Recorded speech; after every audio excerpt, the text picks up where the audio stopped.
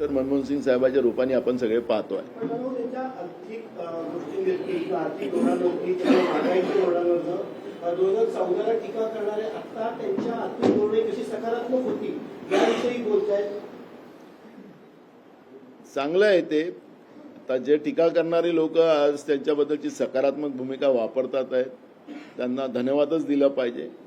आखरी देश ज्या पद्धतीनं आर्थिक खाईमध्ये चाललेला होता आणि जे लोक सांगायचे की इनकी उम्र से भी ज्यादा रुपया नीचे गिर गया, आज तर आपण पाहतोय की आज रुपयाची काय अवस्था झालेली आहे. आजच सगळ्या माध्यमावर रुपयाच्या याच्यावर भूमिका 86 रुपयानं आज आपला रुपया खाली पडलेला आहे.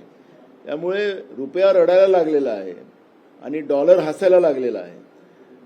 ज्यावेळेस जागतिक बाजारपेठेमध्ये कच्च्या तेलाचा भाव कमी असताना जास्त असताना सुद्धा भारतातल्या जनतेला महागाईच्या समोर जाता कामा येऊ नये आणि म्हणून डिझेल, पेट्रोल आणि गॅस सारख्या वस्तू या महाग होऊ दिल्या नाहीत आणि त्याच्यातूनही काटकसर करून हा देश पुढे नेण्याचा संकल्प ज्या डॉक्टर मनमोहन सिंग साहेबांनी केलेला होता हे कोणालाही विसरता येणार नाही.